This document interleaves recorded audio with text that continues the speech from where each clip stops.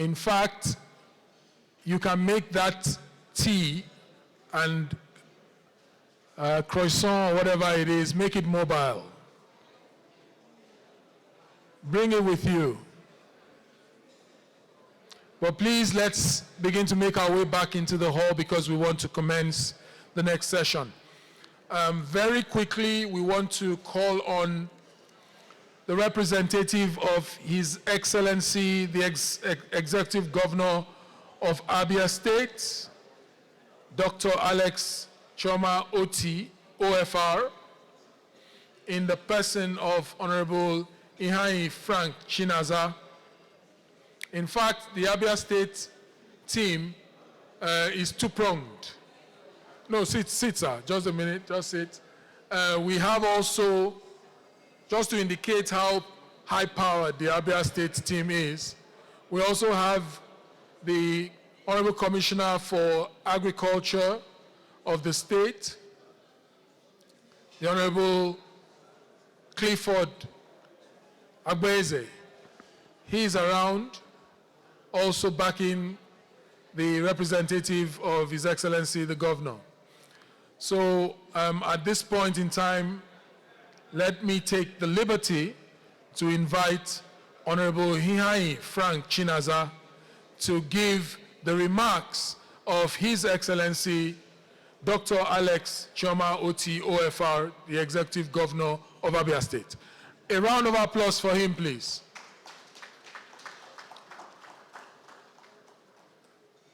For those who are still at the rear having a conversation, I see Professor Toromade. Yes. I will call your name if I have to. Please, let's move in and fill up the seats. While that is going on, Extension Africa's screenplay can dominate this place after His Excellency's remarks. His Excellency, sir. Thank you very much. Please go ahead. Go ahead. Thank you very much for the opportunity to address us today.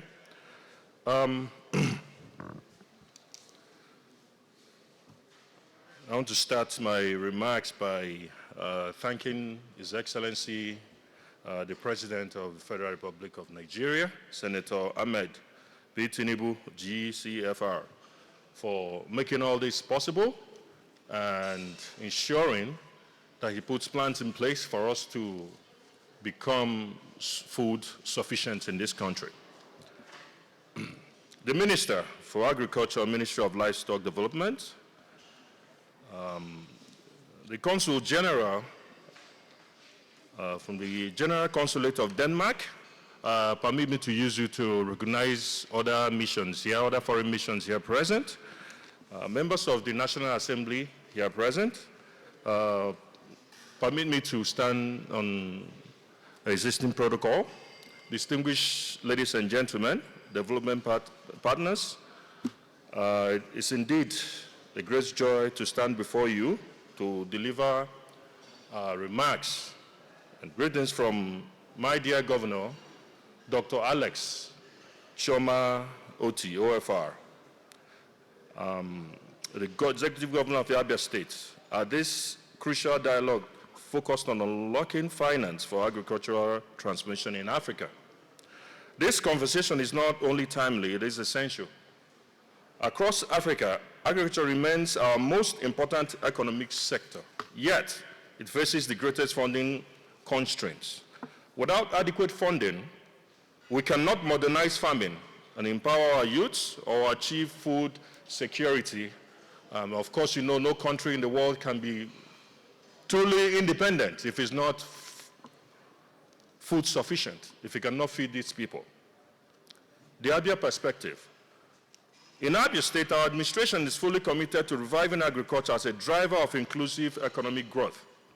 Guided by the principles of renewed hope agenda of President Bola Ahmed Tinubu GCFR, we are working to create an environment where agriculture thrives through innovation, investment, and integrity. We especially thank His Excellency Bola Ahmed Tinubu, GCFR, for dividing up the ministry and providing dedicated funding towards achieving our food sufficiency goal. We are deepening collaboration with NADA, development partners, and the private sector to open up more arable land, support agro-business clusters, and attract finance to the rural communities. The goal is clear. We'll move our people from subsistence farming to profitable agro-business. To truly unlock agricultural finance in Africa, three things are critical: de-risking agricultural lending through credit guarantees and insurance schemes, building strong public-private partnerships that align the states and the federal investment, empowering the youths and women with access to tailored financing and digital solutions. When these pillars stand firm, agriculture will no longer be seen as a survival venture, but as a sustainable business opportunity. Distinguished ladies and gentlemen, Africa's agricultural transformation depends on our collective will to finance its future. As His Excellency Governor Alex Otti often emphasizing, true development begins when we make productivity profitable. Let us therefore unlock the financial doors that will open Africa's farm to prosperity. Together, we can grow a continent that fits itself, and by extension, the world. Thank you, and may God bless Africa, Nigeria, and Abia states.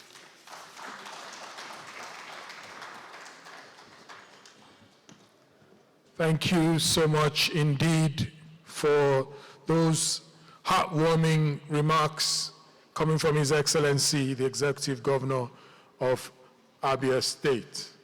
True development begins when we make productivity profitable. Words on the marble. Distinguished ladies and gentlemen, I want to do some housekeeping before I call up the next set of engagers in this business of agenda setting for the continent of Africa. I want to recognize some men of timber and caliber in the agricultural ecosystem of Nigeria.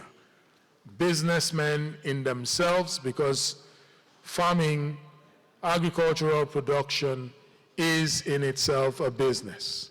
Those folks we call smallholder farmers are businessmen and women in their own rights. Alhaji Bello Anor is here. He is president of the Maize Farmers Association of Nigeria, ably supporting the president of the All Farmers Association of Nigeria, who is here presenting himself. Mr. Nibe Achimogu is also president of the Cotton Farmers Association of Nigeria, NACOTAN. He's here supporting the president of AFAN. Also, the representative of the president of NAIDA, the National Association of Input Dealers Association of Nigeria, is the public relations officer of the association. Is he here? Excellent. Ladies and gentlemen, I want to call up this next panel. Excited in every sense to do this, because this panel is themed Business Unusual, co-creating blended financing solutions for inclusive investments. It's going to be populated by Dr. Mel Olwach, Director, Strategic Partnerships, Sasakawa Africa Association, Nairobi, Kenya. Yes, Doctor, please come up here.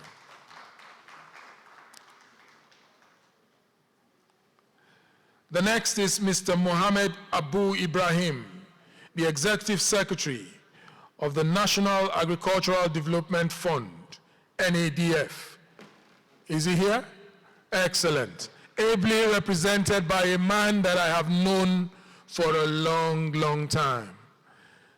Dr. Ernest Ihedibo, from the times when he headed the Agric desk of First Bank PLC, to when he was off to roles in Nigeria Incentive-Based Risk-Sharing System for Agricultural Lending, NERSAL, and then into the development ecosystem. And as you can see, I've been tracking you. Right now to his involvement in NADF. It gives me real joy to see that folks like this are still, doing what they do best to ensure that the agricultural sector of Nigeria keeps up its play.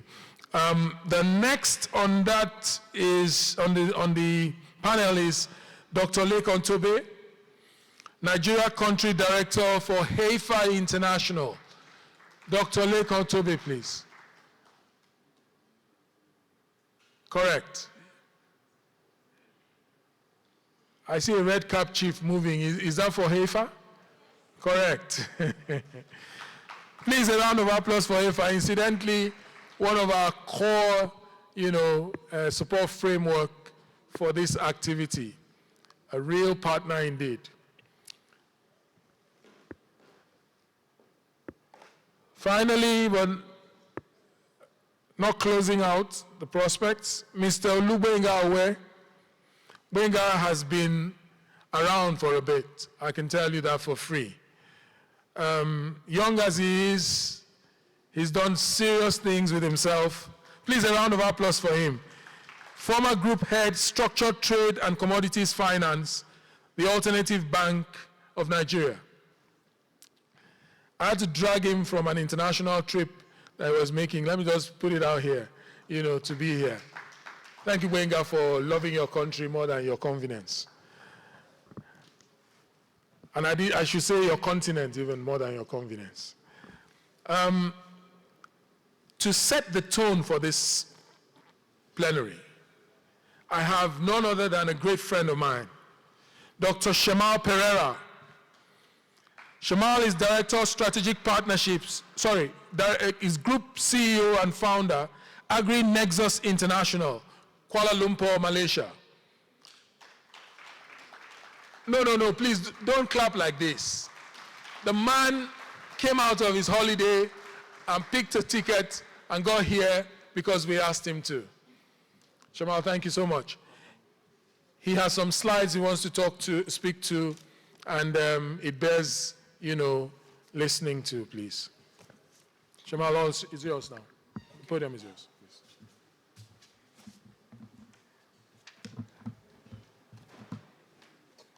Hi there, good afternoon to all of you. It's a great pleasure to be here today, and I wanted to sort of start by giving an introduction to our panelists, and then sort of diving into the questions with regards to financing, and thereafter sharing with you some of the difficulties that we face with regards to finance, even for a commercial company such as what we do. But before we go into that light, let me just start by getting my panelists to introduce themselves. I think Dr. Lekan Tobe is not here. So the representative of HEIFA is Mr. Chin Wu Ba, and your surname again it's a bit difficult to pronounce, but go ahead. All right. Hi, Shemal. Hi, everyone. My name is Chuba Ezegwe. I'm the communications manager for HEIFA International in Nigeria, and I'm representing Dr. Lekan on the panel. Thank you. Okay, so that we've got that right. So everyone on the table now is properly introduced and properly represented. So let me just start with Chuba. Give us a little bit of an intro of what, for some of us who do not know, including myself. I'm sorry to say I've just learned what they do, and it's very interesting. Can you give us at least a 5 minutes introduction to your company and yourself and what you guys do in Nigeria and in Africa as well? All right, HEFA International is a not-for-profit, founded about 81 years ago, headquartered in the US. In Africa, we've been around for about 50 years, but just under 5 years in Nigeria. HEFA's work is around partnering with smallholder farmers to grow their capacity and essentially to end hunger and poverty. And we do this across different levels. I'll focus on Nigeria. In Nigeria, we work across various value chains, rice, tomatoes, poultry, livestock, small ruminants, and our focus is across a number of products. One, access to market. We do this in a number of ways. I'm sure as the discussions expand, I'll break it down a bit more. One, access to finance. I've mentioned access to market, access to climate smart services. And we have a huge chunk of partners that we collaborate with. Primarily, we're present in about 12 states, directly in 5, and through our partners, including Extension Africa that I was speaking earlier, and a few others that are in the room. Essentially, our goal is to unlock Nigeria's capacity around food sufficiency and sovereignty, as a good number of speakers have mentioned. Co-create as much as possible, align with national priorities, align with pan-continental priorities, but more significantly, create tailored products that are contextualized and that really speak to the needs of the farmers. And that's how we even approach our unlocking of innovative financing. We approach it not necessarily with what's worked in other climes, but what's worked in other climes that's applicable in our own climate. So in co-creating, we ensure that it's contextualized and that the farmers, the smallholder farmers who are our primary clients, are involved even in creating solutions to their own problems. I remember when Richard started in the morning, he said, conversations have happened across the world regarding problems in Africa without Africans. Mm-hmm. But now we're discussing African problems with Africans. So that's our approach in programming. We leverage data a lot. And one of the things we're known for across Africa and in Nigeria is how much emphasis we place in the young people. So one of our flagship projects is called Ayute. I'm sure there's Ayute enthusiasts in the room. Ayute means agriculture, youth, and technology. Ayute is huge for HEFA. It's implemented across 2 trajectories, the regional, Ayute, and the national. National happens across 9 countries in Africa. The Honorable Minister of Livestock was with us at Abuja Continental in May when during the Ayute Nigeria Grand Finale. So at the national level, we make some level of grants available to young agri-tech entrepreneurs. Extension Africa was presenting some minutes ago. Extension Africa was the national winner of Ayute 3 years ago. You see how much it's grown since then. A little injection of $20,000 did wonders for his innovation and his company, and now he's at stages like this, speaking. We were with him in Dakar as well. So Ayute, what we do with Ayute at the national level is to crowd in young people with great ideas, give them that little push, right? And watch them grow, and also provide technical support as they continue to grow. But at the regional level, where we're targeting startups at the national level, at the regional level, we target growth stage companies. And we make $1.5 million across Africa, targeting growth stage companies. We've had previous winners like Code Hubs, Hello Tractor, Thrive Agric, and all of that. So while we do all of the things we do, there's a huge focus for us on the young people, because the future of everything that we're going to discuss here today, and even things we've talked about up until now, the sustainability is built around the strength of the young ones, and as an organization that drives us a lot. Thank you. Great. How many of us here have heard about Ayute? Ayute? Is that Ayute? Yeah, right? Ayute. Ayute? Anyone heard of Ayute? There you go. Excellent. So there are people here who have heard of Ayute. Well done. Can we go and get, again, a nice introduction from the next speaker? Can I call on Mel, Dr. Mel? Let's hear your experience with regards to funding in Africa, in Nigeria in particular. Thank you very much, Shemo. Yeah, my name is Mel Oroch. I'm the Director of Strategic Partnerships at Sasakawa Africa Association. I'm originally from Kenya, but I'm based in Addis Ababa Ethiopia. Sasakawa as an organization is an extension organization.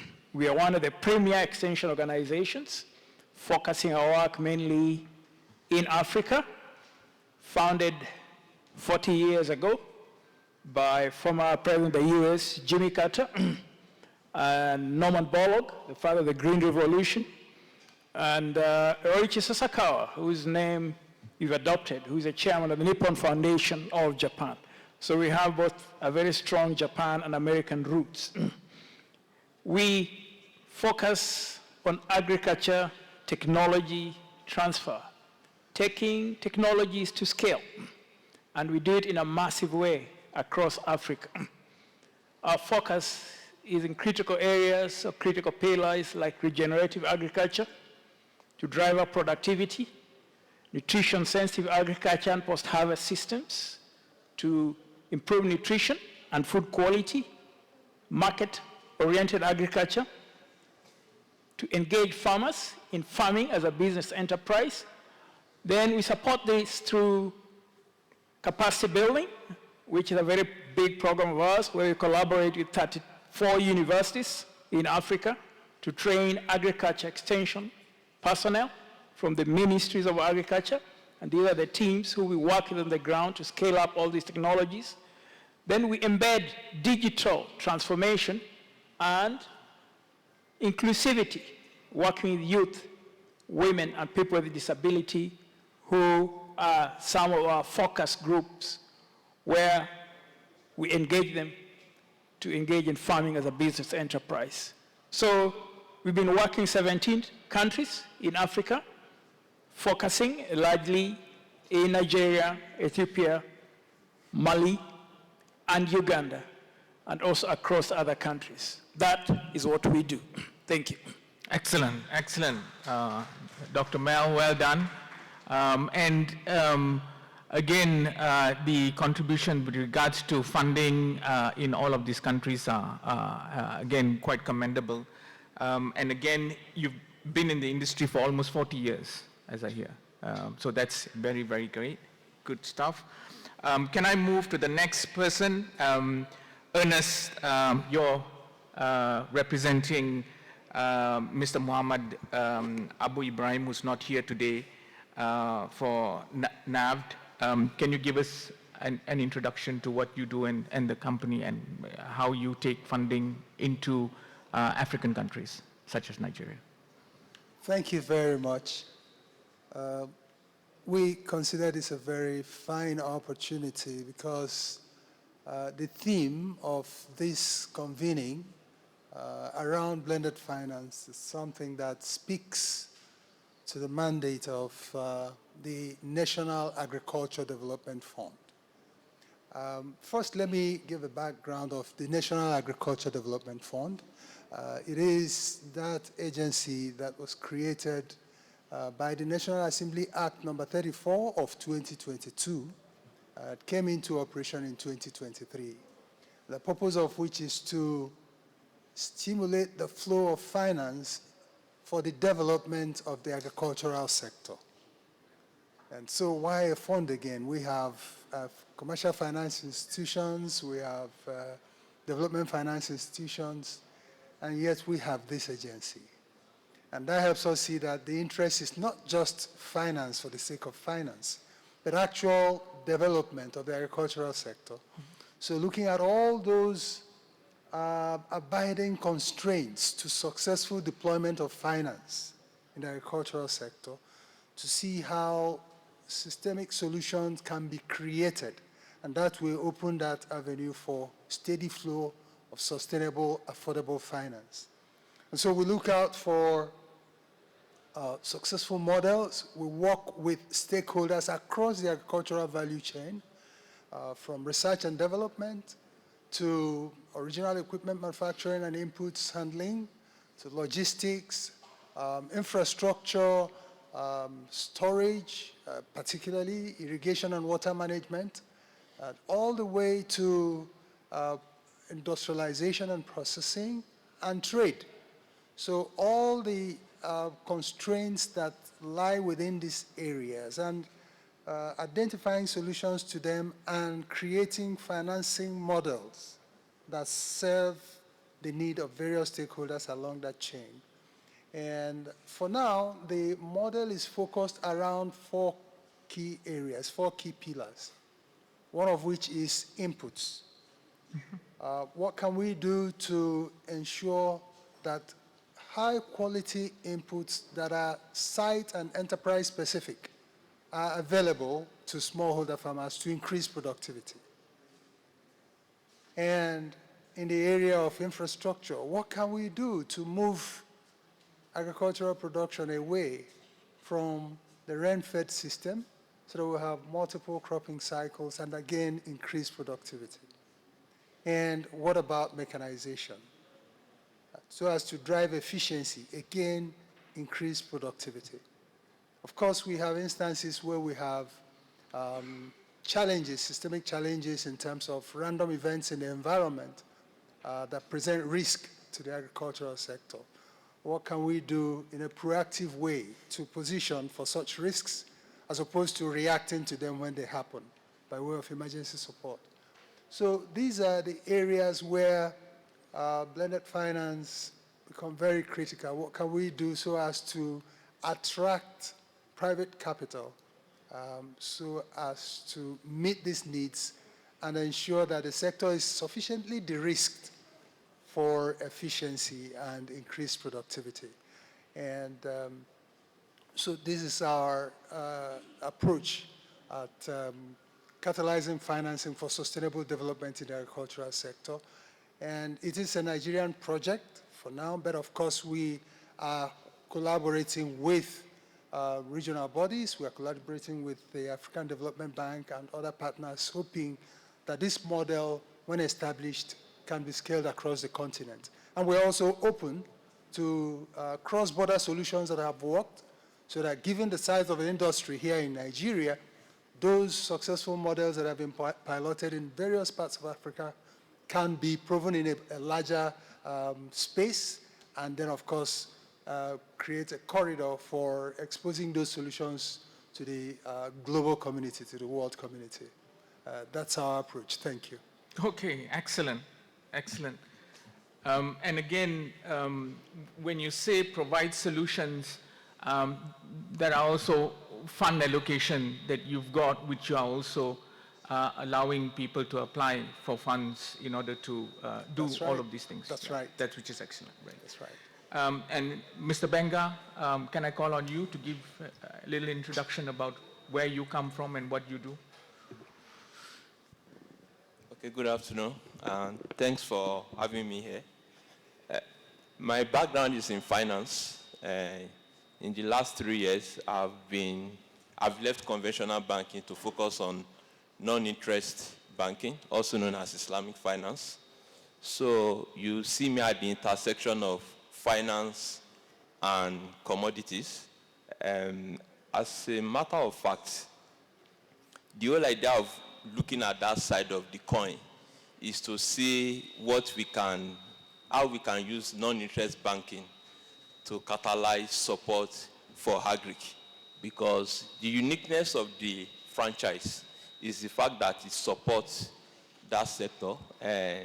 So I play in exports, I play in commodities trading, commodities finance, and more importantly, we're looking at what we can do to support the youth population in terms of investment in the commodity space. So I also play in digital assets and also tokenization, because if Nigerian account for 65% of the crypto market in Africa,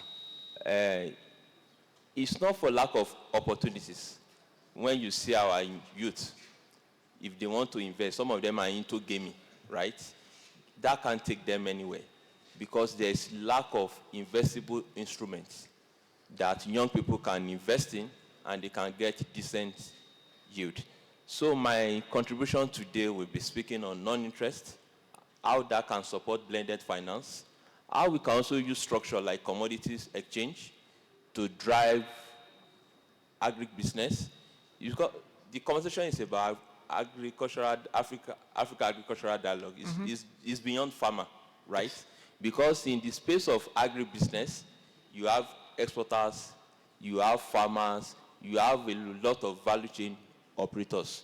And apart from linking agriculture to trade, we also need to link agriculture to capital markets. I remember just a few weeks ago, I led the team to raise non-interest commercial paper. The entity has been raising funds in the conventional commercial paper. The last one they raised in April, they raised 20 billion at 28%. You know, normally commercial paper is 270 days. So we went into the non-interest commercial paper, right? That's the Islamic capital market. Just to test the water that let's do something interesting in this space. So we got a mandate to raise 5 billion, strictly to support aggregation of commodities because harvest season is coming. Guess what? We raised 10 billion. So that's 200% over subscription. At what the share of profit is just 24%. So that means the entity, the usual that went to raise that fund, were able to save about 4% in terms of cost of debt. Then we did Series 1 and Series 2. Series 2, we did that one at 25% share of profit. And for 360 days, for exporters, for farmers, for commodity traders, they will appreciate what 90 days mean because that's a trade cycle. So if you are getting money at a longer tenor, at shorter, at lesser cost of debt, you will be very competitive. The good thing is when we did that, I'm glad you came from Malaysia. We got a call from Securities Commission of Malaysia. I actually came back from Islamic capital market at Durham Business School to see how we can also galvanize financiers out there because I also work with the Islamic Corporation for Development of the Private Sector. We also work with International Islamic Trade Finance Corporation, ITFC, ICD, to see how we can change the paradigm from just the typical conventional banking model to find an alternative way of doing this business. So I hope I will have time today to share my experience in terms of what we've done in non-interest banking, export, and also using commodity exchange to revitalize the value chain that is currently broken. Thank you. Okay, excellent. So I hope all of you all are also chalking in some questions for us because we are eager to answer questions and get the ball rolling with regards to funding. I guess these are some of the money people that is in front of you. So if you want money, now is the time to ask for it. And they'll be ready to engage. I just want to give a little bit of an introduction to who I am. That word Malaysia has just come up, and in most instances when somebody listens to Malaysia, they always turn around to me and say that I stole the palm that was here, the palm oil that was here in Nigeria and taken it to Malaysia. And that's common, and I have the same thing when I go to other African countries such as Ghana or Sierra Leone. I get blamed for where we are with regards to the palm industry. I'm a farmer. This is a very strange place for me to be. I'm actually quite irritated with these clothes because normally I am with the jeans and t-shirt in the farm, in palm oil plantation or either a coconut plantation. This environment is actually quite cold for me because it's different than how it is in the farm. Some of our experience in Malaysia with regards to agriculture development that we have done extremely well. And I'm more than sure that if you basically have had an exposure to what Malaysia is today and where they were 50 years ago when we came here and took your oil palm, don't quote me on that. But, you would see that we've actually done quite well. I must say it is completely due to oil palm, and how we have structured that crop to be where it is today.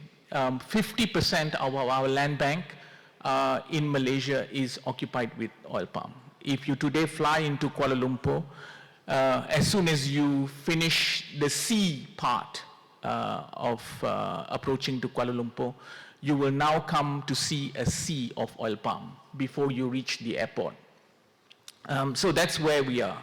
And funnily enough, over the years, we had then gone over to Indonesia and developed oil palm in Indonesia. Today, Indonesia is the biggest producer of oil palm, beating Malaysia I think for the last 5 years in terms of exports and producing.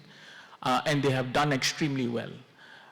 Some of the questions that we are raised or I'm asked, can we do the same here in Africa? Can we do the same in Nigeria with regards to oil palm? Now, of course, oil palm brings a lot of arguments with regards to sustainability and deforestation. Those are the parameters that needs to be followed, and currently countries, Malaysia and Indonesia, Thailand, we are trying to comply in a large extent. Most of the large companies are doing quite well with regards to sustainability and not going into the forests for development of land bank. And in the same sense, we'll also have to now apply those characteristics here, in Nigeria and as well as in Africa. I want to cheat my fellow colleagues here. I'm cheating them because I've got a small presentation. That's why I'm the last. So I want to put a small presentation, about 5 or 6 slides, and I want to actually bring up some of the issues that we have with regards to financing in Africa, and try our level best to see how we can mitigate the risk, and also then identify the gaps with my panelists here to see how we can actually address those gaps, because that's really what this panel is for. So can I have my slides, please, if you don't mind? So, okay, can I go to the next slide? So, okay, the next slide just gives you an example with regards to a crop that has done so well, but it's not only oil palm, it's also rice, it's also cocoa, it's also coconut, and also livestock that have done well in countries in Asia. So Africa is the next frontier after Malaysia and Indonesia for oil palm. That's what we know in our country. And in Nigeria, palm oil now trades, at about 154% higher than the international prices, for those of you who do not know. Maybe if it's a 1,100 USD per ton of CPO, here in Nigeria it's about 1,400, 1,500. High profitability in local agro companies like Presco is doing extremely well, 4,000% since 2015. And if you look at Okomo as well as JB Farms, they are doing also extremely well. Funny story here, JB Farms is a company that AgriNexus International works closely with. They are technology partners as well as their management company. We developed 5,200 hectares in Oban, Cross River State, and now we are doing about 10,000 hectares in Ondo. And we just recently brought in a mill from Malaysia, lock, stock and barrel, about 140 containers, a 45 ton per hour mill that we built in JB Farms. And again, it's something that we work very closely with a local partner. We started in 2016, have done extremely well in terms of bringing them to the 4th largest company in Nigeria after Wilmar, Presco, and Okomo. So global demand for oil palm and any of the fruit crop that we are talking about, I'm just using oil palm as an example, is increasing year on year, and that's why we are all here talking about livestock as well as agriculture. Next slide, please. So these are the key current challenges with regards to access to capital. Most African agro corporate faces liquidity desert. What do we mean by that? It's fragmented, inaccessible, capital inflow tends to favor trade finance, short-term import credit, and not for long-term plantation development or long-term livestock development and infrastructure. So because of the long gestation period, and that's difficult. Disconnect between the capital market access and project potential. And in this case, what you're getting is looking for bankable documents. Looking to go to banks, it may be African Development Bank or may be the World Bank or any of the local banks here to basically make our projects bankable. And that's not easy because obviously you will need to look at,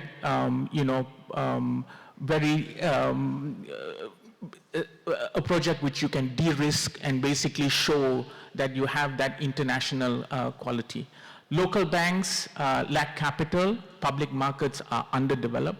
Lending tenures here in Nigeria, I know most of the time is, nowadays have gone up to about 5 years, but between 1 to 5 years. Interest rates are between 15 to 25% in some markets.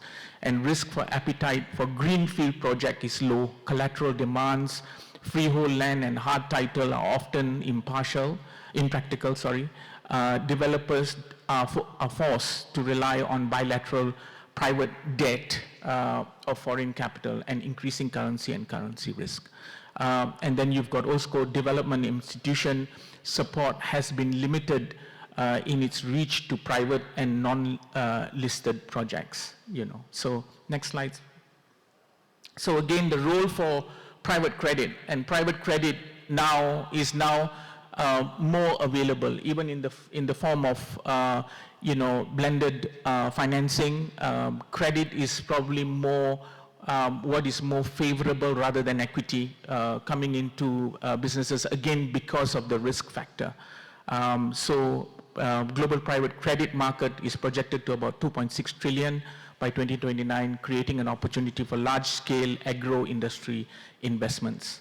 And then we look at focus areas in agro infrastructure, plantation, renewable energy, real estate, industrial development, and accessing financing gaps left by traditional banks.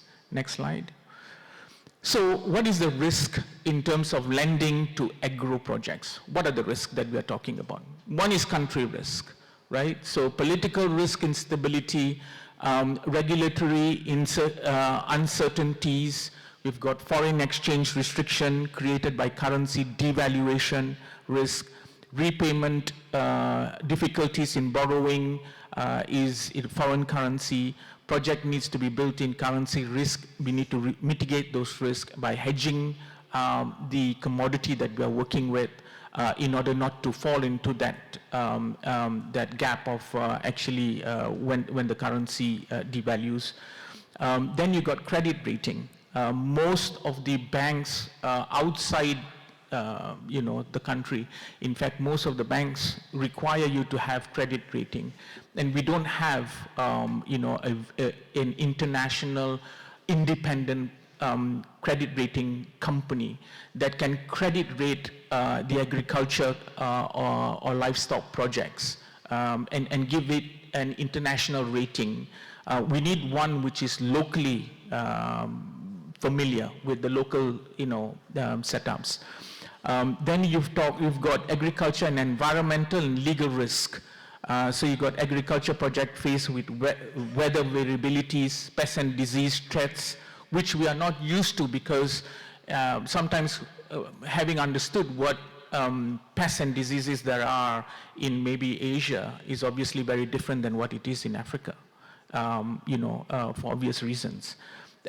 You got environmental compliance risk. You need EIA, HCV, HCG, ESG, and then you've got legal risk as well in terms of land tenure permits.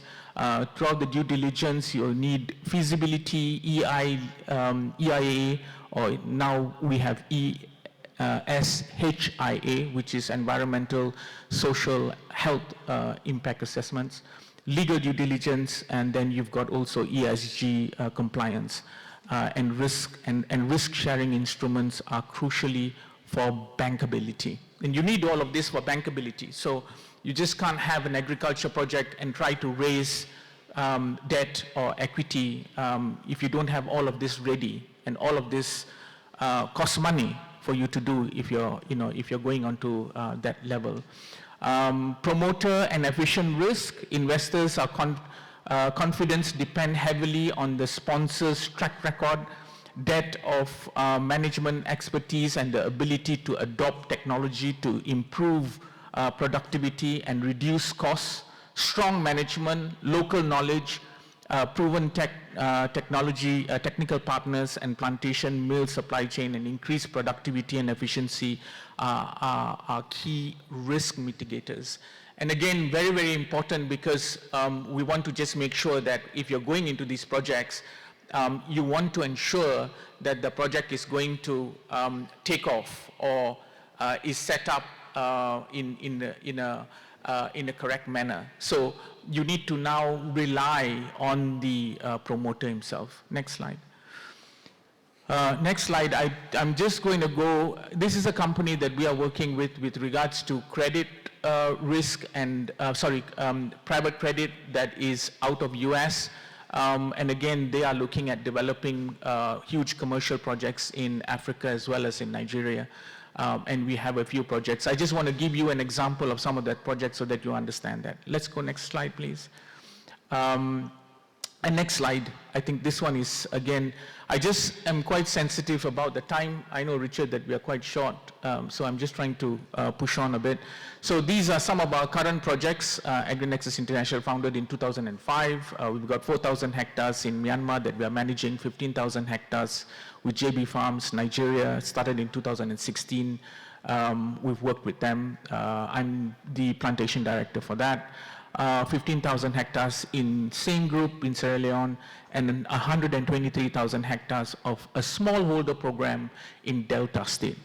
We finished 33,000 hectares in terms of evaluating the project. We've got all the smallholders to sign on for the project, and currently we're raising for 36,000 hectares debt in order for them to develop that land bank into oil palm. And AI's pipeline is the rest of it. So shall we just go on to the next slide? So I think, you know, that's a good sort of introduction to a commercial oil palm project, a commercial agriculture project of large size. But I think one of the things that we want to focus a little on is on the small blended financing that my panelist here brings. And again, from that introduction of what I've given, I want to now ask the critical question in terms of monies. When you talk about funding, typically we ask, the question is, what is the ticket size?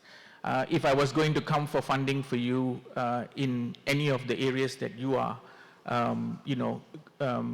dealing with, what would be the ticket size? What would be the tenure? What would be the interest? And what would be your the size of funds that you have available, and how much of it is available for people out there to consider funding opportunities with you guys? Can I start with Mel first and then follow on? Okay, thank you very much. Sasakawa, as an organization, is part of the Nippon Foundation of Japan. The Nippon Foundation is the largest philanthropic organization in Japan. And the Sasakawa Africa Foundation is the agriculture arm or agriculture division of the Nippon Foundation. We provide catalytic funding to initiate and scale up agriculture technologies in Africa. And we work very closely with the ministries of agriculture in all these countries where we work to be able to embed these technologies in the hands of farmers at the grassroots level. We initially pilot, validate, and scale up some of these technologies, those which meets the criteria in terms of acceptability and adoption by farmers, are massively scaled up in partnership with the governments. So we have worked across 17 African countries the past 4 decades, and there's one important thing that we've learned. Funding does not flow where there's no trust, infrastructure, or capability. You must have those 3 key areas: trust, infrastructure, and capability. And there are several important areas. Partnerships come into mind. Partnerships that anchor finance in the real economy is a key. And we work across the entire value chain, working closely with partners to remove all the constraints that usually limits adoption to some of these technologies. So what we consider critical is partnerships with farmer-based organizations like those who are represented in this room, local agricultural SMEs, and producer cooperatives are extremely key to us because these are the entry points for de-risking finance, no matter what you do. How does this work? Working with them, they help to aggregate demand and supply, they understand community dynamics, and they can absorb financing and technical support when bundled together. And this is where bundling finance come in. And for women and youth especially, we work with them to help access finance, which goes hand in hand with access to land, inputs, extension, and markets. So blended finance must be embedded in this ecosystem of services in the entire agriculture value chain. You must work with all these groups. Second, delivery partnerships is extremely important. Partnerships that connect finance to impact. We need delivery partnerships with organizations. A good example is an organization like ours that are present on the ground and working with the farmers at the last mile. We are a last mile organization. We help do the heavy lifting to make sure that technologies are in the hands of farmers. Now, there's a very big common mistake made when financing big or small agriculture projects. Blended finance is often too top-heavy, designed at continental or capital levels without trusted actors to implement that on the ground. And this is where we come in as a trusted actor, working as a last-mile delivery organization with the farmers. So we work through national extension services, training institutions, work with a lot of universities in Africa, and different community-based organizations, NGOs, and many other actors along the ground to deliver capacity building, access to technology, and especially for youth and women-led agri-enterprises. And without these boots on the ground, partnerships, the financing simply won't reach or resonate. So I'll give you just 2 examples real quick. I'll take the example of Ethiopia, where we have a very heavy presence there. Sasakawa is being credited with the agriculture transformation in Ethiopia, the entire agriculture transformation in Ethiopia. If you ask anyone, Ethiopia will tell you that, from the president all the way down. And how did this come in? We brought in catalytic investments, bringing in funding, working with the Ministry of Agriculture Extension personnel, piloting new technologies, carrying out demonstrations, working with farmers to adopt them. And those which meets the cut, the government brings in additional funding to scale them up at national level. And I'll just give one example of the wheat transformation in Ethiopia. Ethiopia currently is one of the few countries in Africa which is self-sufficient in wheat. It just didn't happen by chance. At Sasakawa, we did the heavy lifting, carrying out demonstrations across the country, working together with government extension personnel, and the government put in extra funding with additional support from the African Development Bank, they brought in heavy funding to scale up all those wheat varieties which are heat tolerant across the entire country. Then they added the irrigation component to get into wheat production off season in the lowlands, where irrigated wheat is now being heavily produced, and Ethiopia is self-sufficient in wheat. Let me come just to Nigeria as a last example. We've been working with the Kano state government on a very important program on Kano State Agro-Pastoral Project funded by the Islamic Development Bank, and we've been helping them in the crop value chain within this project. There's also a livestock value chain attached to it. Now, we've been championing demonstrations in Kano and the rest of Nigeria on important agriculture technologies. And when this project came up, it's a $120 million project.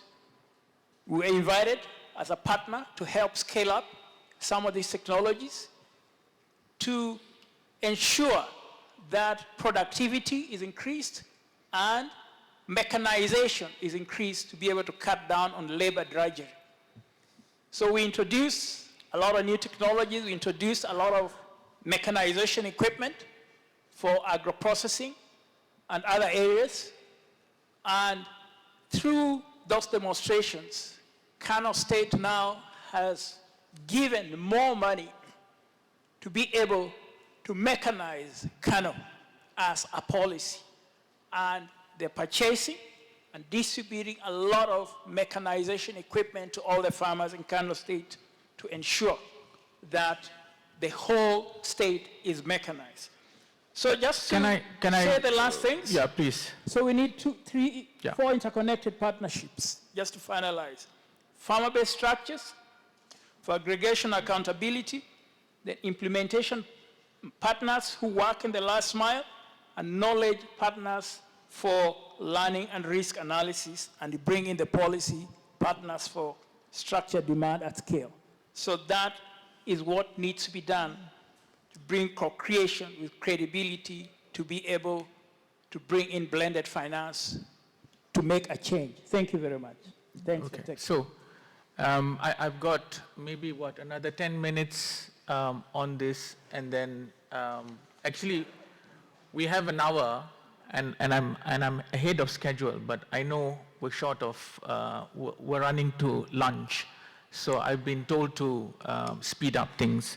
So I'm sorry, but can I just have 2 minutes of the same question? To yourself, Ernest, please. Thank you. The questions were around what's the size of funding available, the pricing, the cost of credit, and all of that.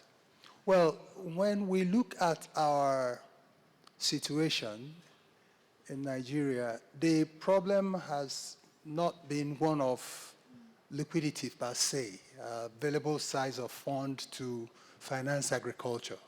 It's not the issue. Right. And so what is the problem? And it is at that level that we are coming. And that's very appropriate because here is a statutory agency that has a certain capital appropriation from government. So the idea is, how do you deploy this fund to address that problem and therefore open the way for private capital to flow? Mm-hmm. Because the resources are there from the private commercial system. So one of the problems that has limited the flow of finance to the agricultural sector, particularly for smallholder farmers that constitute the cutting edge of the food system in Nigeria, is the issue of the highly dispersed nature of smallholder primary production. It's a major problem. And along with that problem of the highly dispersed nature is the issue of attitudes to external third-party finance. So if we're able to solve that problem, then of course private capital will flow on its own. So the approach taken by this, by the NADF is focusing on farmer clustering, smallholder farmer aggregation.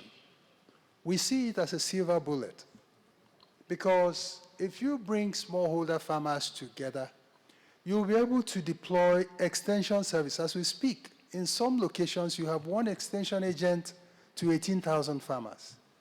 Of course, the 2025 report of the Nigerian Agricultural Extension Research and Liaison Services is showing an average of 13.6% of smallholder farmers accessing agricultural extension service.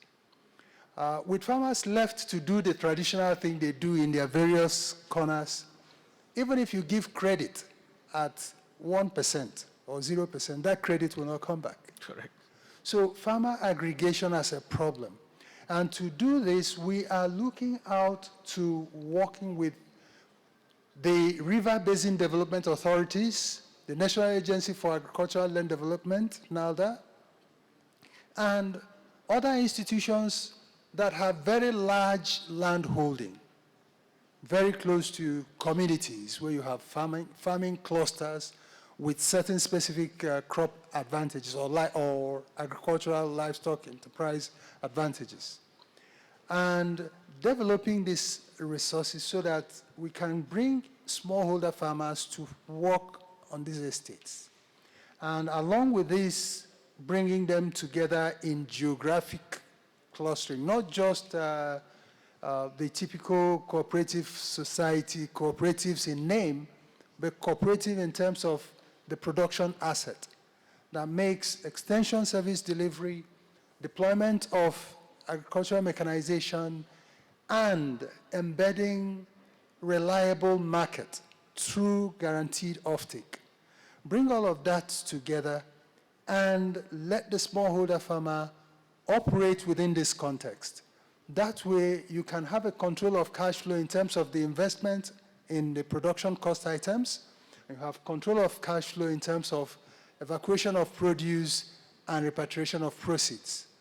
With that in place, you find out that credit collection will be enhanced, and at 100% credit collection, the external financing that participates in this scenario is safe and can now be scaled. So this is NADF's approach. I think I like to add to that, Ernest. What you're saying is what Felda in Malaysia that had 600,000 hectares developed in a cooperative manner. Each smallholder has about 2 hectares. It's a family, and they manage 2 hectares. And in that way, they have basically got a cooperative, Felda, and then they listed, and one of the biggest listing of an oil palm project, and all of them actually, all the smallholders made money. So I think the way that you're thinking about it should be the way that we're thinking about how we should do it here in Nigeria and Africa. That's right. And that way as well, we are able to actually operationalize these dormant assets that are lying waste. When we were listening to the presentation in the morning about the Chinese entity that has traversed Nigeria and seen a lot of idle land, and you have a lot of this really. So using this model, we'll not only be operationalizing these idle lands, putting them to commercial viable production, the water and irrigation management infrastructure of the River Basin Development Authorities will now use this to service these clusters and therefore migrate from rain-fed system to water-managed production system that enables you to do various cycles.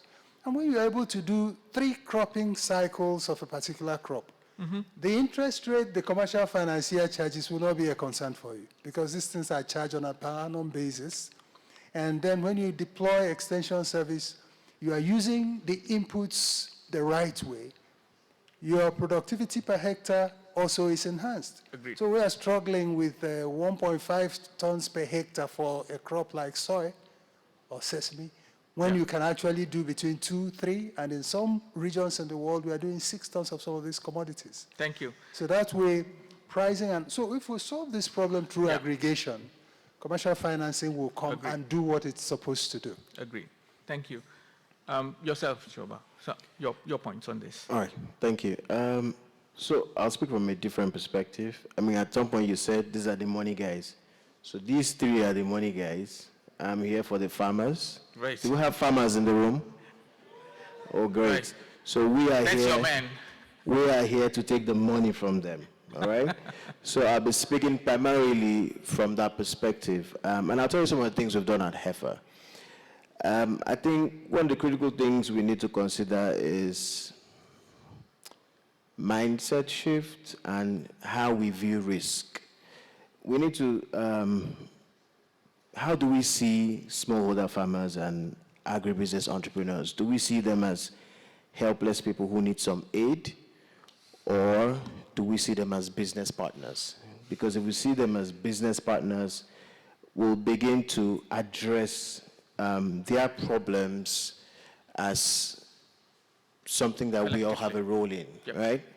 So what have we done at Heifer, for example? I'll cite a couple of examples. We have a product or a project we call Pay-As-You-Go Tractor Financing Project. As he has mentioned, it's very critical to leverage the capacity, the existing capacity of these farmers, but it's best done when you bring them together as a group. So what we did, we provided catalytic capital. And through our partner, Hello Tractor, we purchased some tractors, right?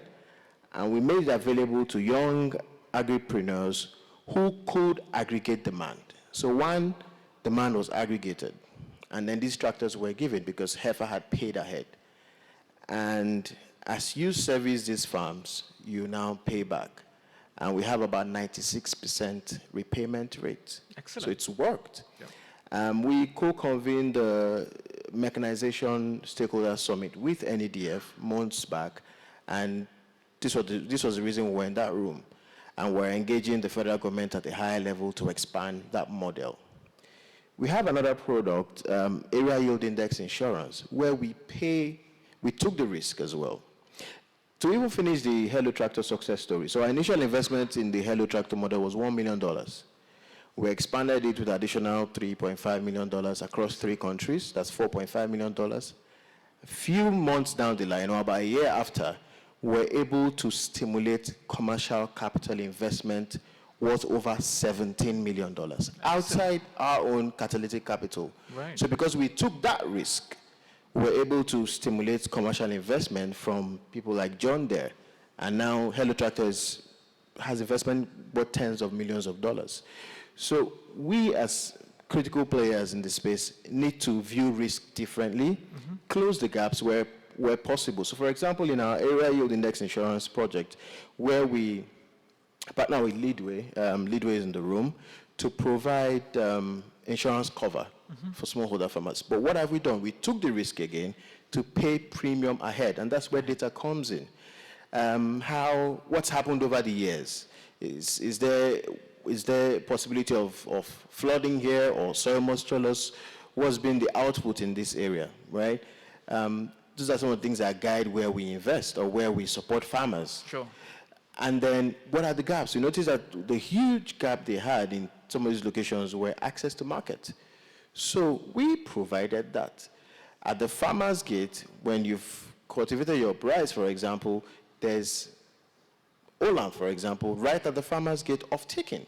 So when you've closed that access to market gap, you see that you've sort of de-risked that investment. So we pay premium ahead, provide access to market, and we're waiting right at the gate as the off-taker is taking the produce and paying you, we withdraw that premium. Right.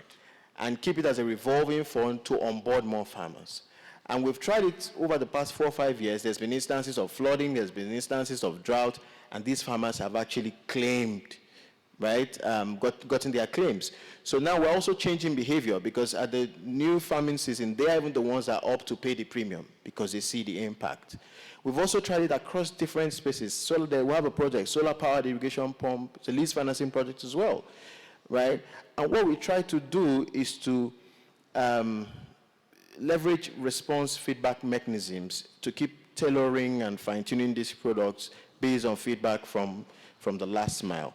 So what I'd say is we need to view these farmers or smallholder farmers differently. We need to understand that they've been there for donkey years and their experience must count for something. When the experience is existing, what's missing? Do we help them form self-help groups? Do we build their social capital? Do we provide them necessary linkages? And not just capacity building for the sake of it, but tailored capacity building that address specific gaps that now make them stronger, make their agribusinesses more viable, and make them better qualified for the financial products that they are asking for. Thank you. Okay, excellent. There you go. And Richard is really moving his hands because he's telling me I have to really rush. But I'm going to allow for 3 questions after this. So Benga, over to you just for 1 or 2 minutes. And sorry, Richard, we're going to move. Okay, thank you. I think my comment is for us to understand, to have a proper understanding of smallholder farmers, right? You know, at times when you see people like us and talk, we wear tie, people believe, okay, it's from Lagos, he probably does not understand what time it is. I still have a warehouse in Megatari. I have a farm in Bakolori, that's in Talatamafara. Right. I have a farm in Taloka village in Goroyo. Right. So I understand perfectly well what it is. But I think the challenge is also coming from banking perspective. For us to have a proper understanding of the nature of collateral. You see, we can't run away from having structures in place to fix the value chain. And it's interesting, the president of All Farmers Association of Nigeria is there. The last time we met, we were in Sokoto together. We wanted to launch a scheme to speak to how to galvanize that sector. Today, if you have a bag of rice in a village in Sokoto, you know that's collateral. If you have a bag of beans, that's collateral. But the question is, how do you transform that into a proper collateral that a lender will see as collateral? Biological assets is what you're talking about. So for us, there are a lot of latent capital, idle capital. And we can't have this conversation without speaking to warehousing and the role of commodity exchanges. 4 things can happen in a warehouse, and that's where I'm going to end my conversation. 4 things. If you have a warehouse, it can serve as a marketplace, in which case, rather than go to a 9-day market or a weekly market, you bring your produce to that warehouse, you sell to me, right? Or you have a warehouse, you just finish harvesting maize, rice season is upon us, but you don't want to sell your maize because you just believe, you know the way it works. After harvest, the price is a bit low. Okay, take my maize, I want to plant rice. Can you give me input financing? Hold on to my maize as collateral. Give me input financing to plant rice. That's second option, right? The third option is, okay, I've harvested my maize. I'm pressed for money, but I don't want to sell everything. Can you give me something like maybe a 30% to meet my immediate need? In which case, we discuss what is called loan to value, if you are a conventional bank. For us in NIB, which is non-interest, we have our own operations, right? The way we structure it. But I will be speaking to both banking practices. So you can have loan to value. I store my corn, give me 70% of it, be watching the market. When the market price is coming close, you tell me, should I bring more corn to support what I have, or I sell this, and I take my money? We take something for warehousing because there's no charity, it's not Salvation Army. Everybody must earn something. Then the fourth one is a combination of everything. So you just take money, then you tell me that you can even store. Sorry, the fourth one is storage. Because you have atomistic farmer, they might not be able to store. Okay, I don't want to sell, I don't want to store. Then I'm not going to pay you in monetary terms, but when I'm taking my produce, I give you 2 bags. I give you 3 bags. Barter. is better. Yep. So for us in NIB space, we do a lot in Salam. The last one I did for a major rice mill in Lagos. What did we do? We raised a Salam, a rice note. So we raised funds from people that ordinarily would be buying rice. They gave us money. We used that one to support cultivation of paddy. Then in 90 days, 120 days, you take your delivery. So when we talk about blended finance, it's not one size fits all. You need to be innovative. You need to be out there. And for the younger people, which is, our population is, the demographics is massive. Most people have money in savings accounts today, earning less than 6%. Mm-hmm. Those are the people that all those scammers scam using agricultural technology. We can give you 50% returns. Okay. We can give you 40% returns. Such returns don't exist. Right. The fact is, if you are able to create products that can mop up liquidity, and you can even get something above savings rate, young people will invest in it. So I think there's also a nexus that capital market needs to play. I mentioned digital assets. The easy asset to tokenize today are commodities. Yeah. If you have it in a warehouse, you issue a note, the commodity is there. You trade as the commodity is appreciating in the market. Not only are you mobilizing cheap deposits, you're also speaking to the upcoming generation, because it's not everybody that will be tilling the soil. There is massive role across the value chain for everybody to play. That would be my submission. Okay, Benga, thank you very much. Dr. Richard is there behind me, so he's asked me for a hard stop. Can I get one question? Can I get one question from the floor? Okay, I know, yes, please, one question from the floor. Please go ahead. Is there a mic?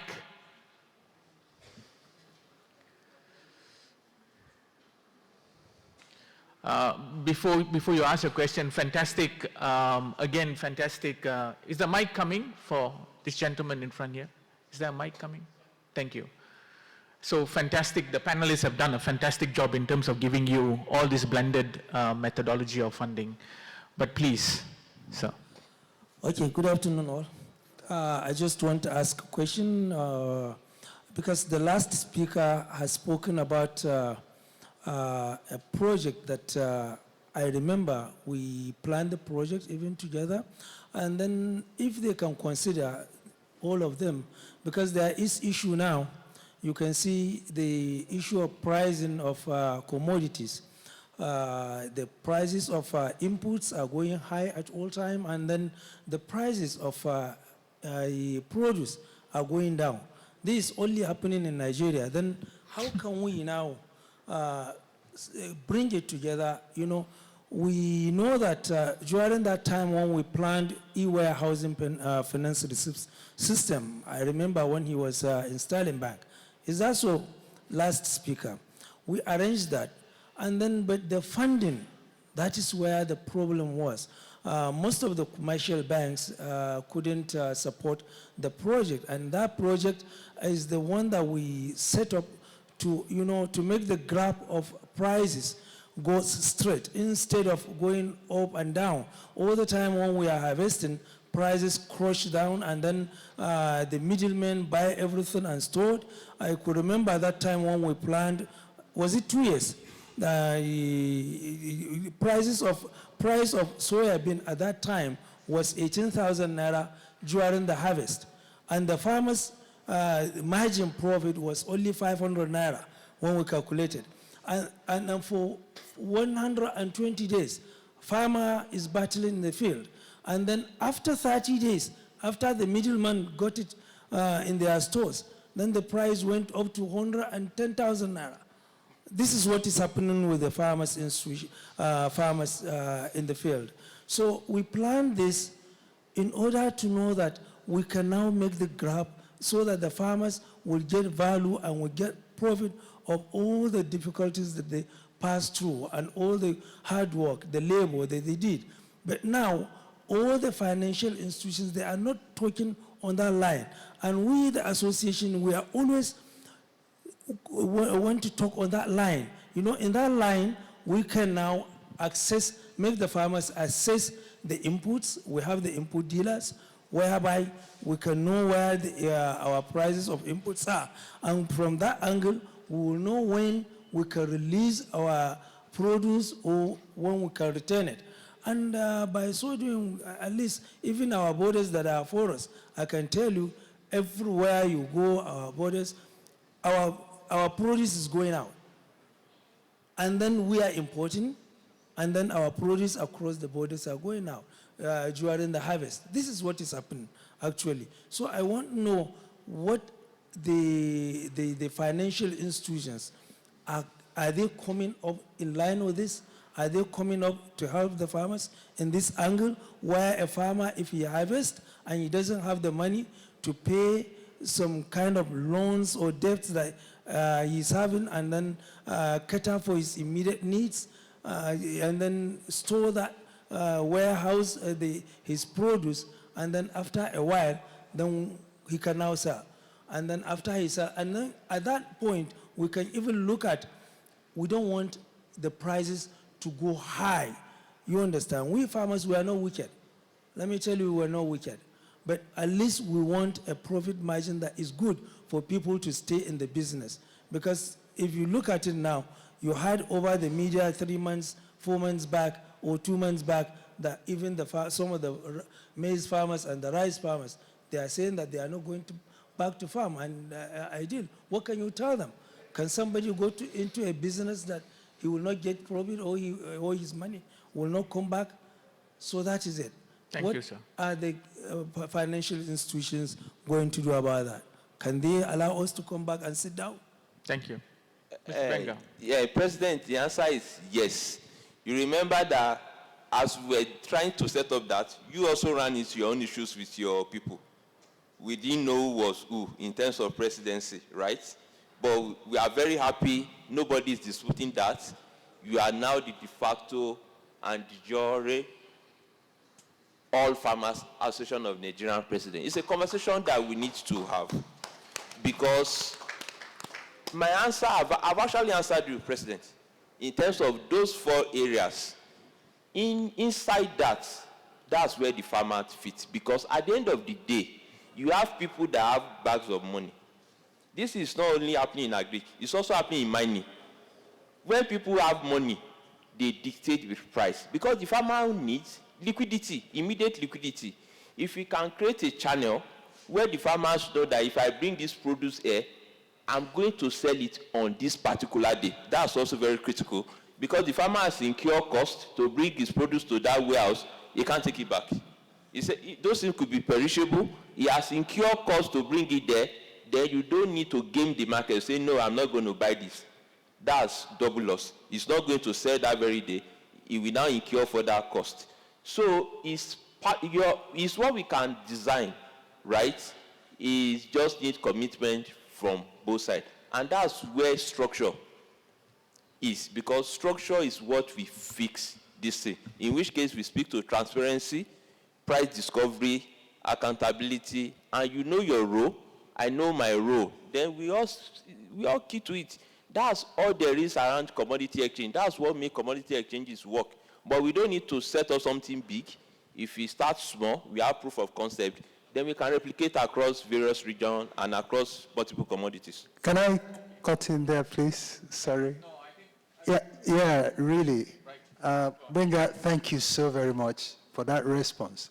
And again, like we said, this is one of the problems in the value chain that an agency like the National Agricultural Development Fund is created to solve. Actually, that arrangement is in place. Very soon, you will be hearing of a pilot program of commodity e-warehouse receipt system. So please, we would like to take that initial experience forward. There is a certified warehousing management agency that has agreed to work with one of the commercial banks to pilot the e-warehouse receipt system that addresses the problem about market and stabilizing price. That way, both the farmers are benefited, agro-processors are benefited, because everybody can plan on an even cash flow. So you'll be hearing, we are moving forward. I want to very ask soon. a question. Are we going to hear it or are we going to be part of it? Because that's the problem. Well, if, like you said- if we are only hearing, President. then there is no synergy. and President. nothing- President, Yeah, sir. I can assure you that you participate in it. Better say that. Your members are within the network seats. of these two warehouse management agencies Excellent. that form the heart of the system. So there'll be So you are covered. We can have a back-end discussion as well. around we are this, covered. Just because we have very little time to work with, ladies and gentlemen, you will bear me out that this was star-studded. And we got value for every single bit of what we expected out of this panel. Dr. Pereira, please stand and alongside your panelists so that you will receive the recognition that you deserve. Fantastic, fantastic. I mean, this was rich conversation, very, very topical, and you dragged it right down into, the practicalities of what the sector is experiencing at the present time. The photographers, where are they? Yes, let's have that. While that is going on, we have in our midst a very interesting gentleman who had more or less, he had expressed his interest in being part of this from way back. Just give me a second.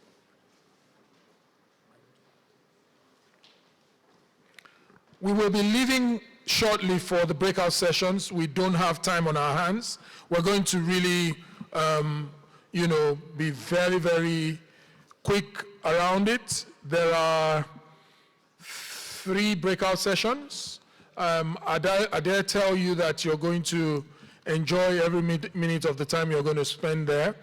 On account of the support that we've received, the first breakout session is going to be a HEFA international session. The topic of it is optimizing investment in livestock and dairy farming. Presenters are Dr. Ayode Akere, CEO, Jill Farms and Equipment, Dr. Lekon Tobe, Nigeria Country Director, HEFA International, and Alhaji Muhammad Yusuf Lere, Sain Lere, the President, Nigeria-Egypt Business Council. If I understand it, apart from the presenter, the other 2 gentlemen are the facilitators of that session. The next is the one dedicated to Solidaridad Network. Topic is optimizing investment in the crop value chain. Presenter is Mr. Kenechukwu Chudi Onwukwebe, Program Manager, Solidaridad West Africa. The facilitators are Mrs. Ebelechukwu Nwachukwu, the MD CEO of Rex Insurance Limited, and Ms. Uzoamaka Ugochukwu, Public Sector Engagement Specialist for Chorus International. Finally, we have that which is dedicated to the government of Denmark. The topic there is cold chain, catalyzing investment and market access. The presenter there is Ms. MS Victoria Pelle, Commercial Advisor, Trade Council of Denmark in Sub-Saharan Africa. Your facilitators for that session will be Engineer Jerry Cunningham, Managing Director, American West Africa Agro Limited, and Professor Francis Toromade, Director General, Feed Industry Practitioners Association of Nigeria. While we are gearing up to go for that session, ladies and gentlemen, let me recognize the Honorable Nwa David Chijoke, the National Coordinator of the National Committee on Energy Efficiency, Innovation, and Certification. He is here in person. Please, a round of applause for him. Thank you very much, Honorable. We would have wanted you to say a few words, but we will go for the breakout session.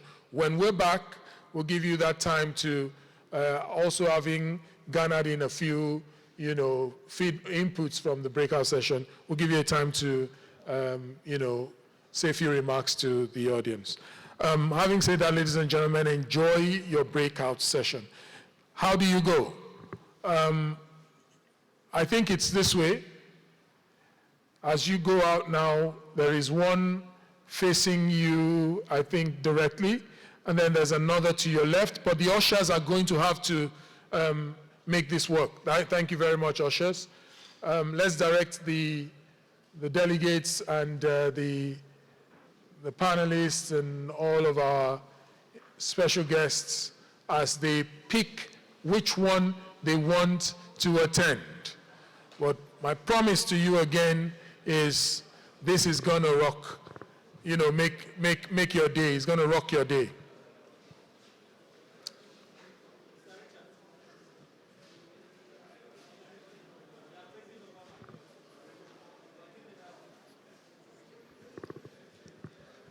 Thank you very much. The time we have there is abridged.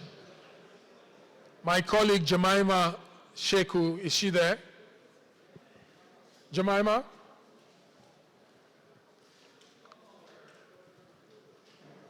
I think we have 30 minutes to do this and reconvene in order to have another session that again is guaranteed to wow you.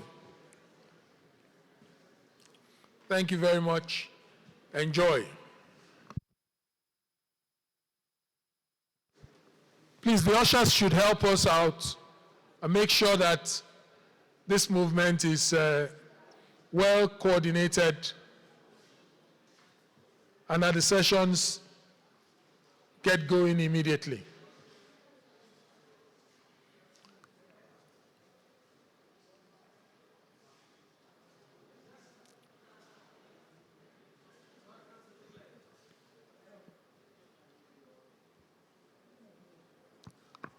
Please facilitate the movement even of the facilitators. I see Engineer Cunningham is still here.